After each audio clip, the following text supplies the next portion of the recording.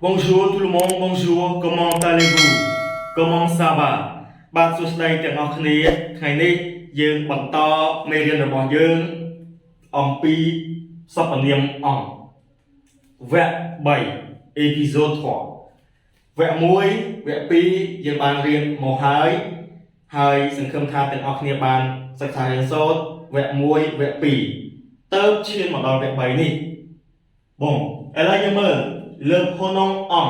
remplace un élément introduit par du, de la, des, de l'apostrophe. Encore une fois, lisez bien, lisez attentivement, d'accord? Pour que vous compreniez bien la description. Le pronom en remplace un élément introduit par du, de la, des, de l'apostrophe. សព្វនាមអង្គជំនួសឲ្យធាតុ element ធាតុឬក៏ពាក្យឬក៏កន្សោមពាក្យដែលប្រើណា introduit par បាទដែលប្រើជាមួយ du ឬក៏ de la ឬក៏ de l'apostrophe du de la de l'apostrophe ហ្នឹងវាជា actif partitif l'actif partitif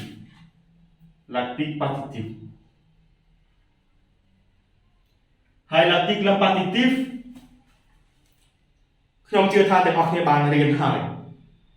សម្រាប់អ្នកដែលមិនទាន់បានរៀនបាទអាចទៅមើលវីដេអូរបស់ខ្ញុំយើងគ្រាន់តែសរសេរពាក្យ club de langue មកហើយវាមានវីដេអូជាច្រើនបើយើងចង់រៀនអំពី active partitif យើងសរសេរ active partitif បន្ទាប់មកវាចេញណាបាទតាម page Le Français ក៏បាន channel club de langue ក៏បានដែរបាទអញ្ចឹង pronom អង្គនេះវាជំនួស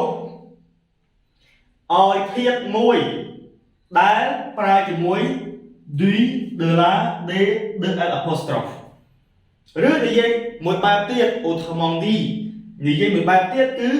វាប្រើជាមួយ actif partitif ឥឡូវយើងមើលឧទាហរណ៍ Je bois du café du បាទ du de la du នេះគឺជា actif partitif សូមទាំងអស់គ្នាកុំច្រឡំ du នេះវាមកពី de បូកលើប៉ុន្តែ du នេះវាជា actif partitif វាមិនមែន de préposition ដែលយើងនិយាយអំពីកិរិយាសព្ទហ្នឹងថា construction verbal ជាមួយនឹង de ហ្នឹងទេនឹងខ្ញុំនិយាយកន្លែងវគ្គ2ណាវគ្គ2ឧទាហរណ៍ថា parler de s'occuper de profiter de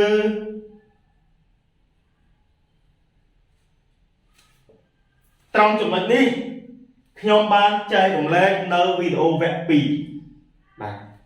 តែក្នុងនេះយើងនិយាយអំពី actif partitif យ៉ាងណាវាជំនួសដោយ pronom អង្គទាំងអស់នឹងឯងបាទប៉ុន្តែយើងត្រូវចែកឲ្យដាច់មួយដើម្បីងាយស្រួលយល់កុំឲ្យមានការភ័ន្តច្រឡំហើយបើសិនតែយើងយកទៅបញ្យល់គេក៏យើងអាចធ្វើឲ្យគេយល់ដែរតាមរយៈការញែកបាទឲ្យដាច់ជាផ្នែកដែលធ្វើឲ្យមានការងាយស្រួលយល់កុំឲ្យវាច្របល់ចូលគ្នាឥឡូវយើងមើល Je bois du café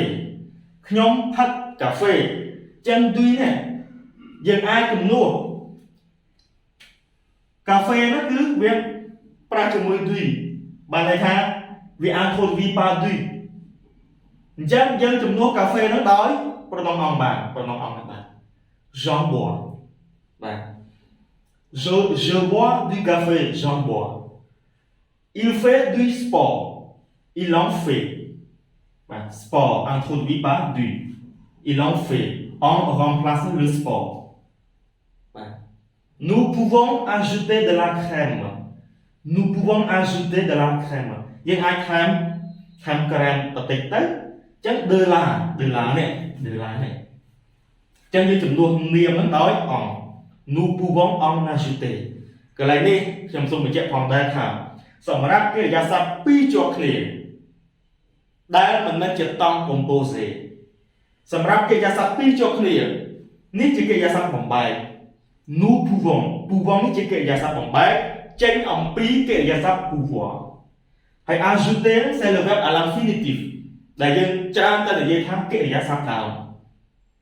កាលណាវាមានលក្ខណៈបែបនេះកិរិយាសព្ទមួយជាកិរិយាសព្ទបំបែក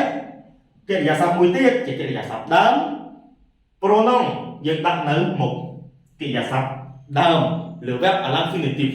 ខ្ញុំនិយាយនេះគឺជាទូទៅមិនចំពោះ pronom អង្គទេ pronom e grec pronom cod coe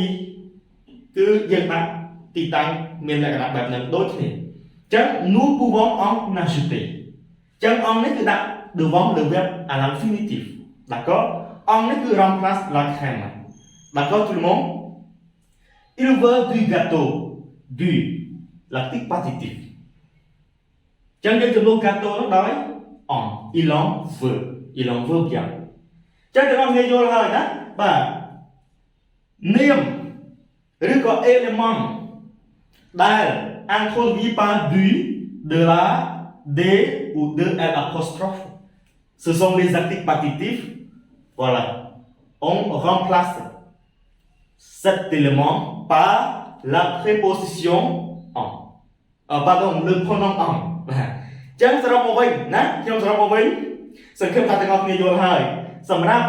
នាមដែលប្រើឬក៏ដែលដាក់នៅពីមុខណាដែលប្រើជាមួយ du de la d ឬក៏ introduit par l'article partitif គឺយើងអាចប្រើ pronom en ចំនួនបាន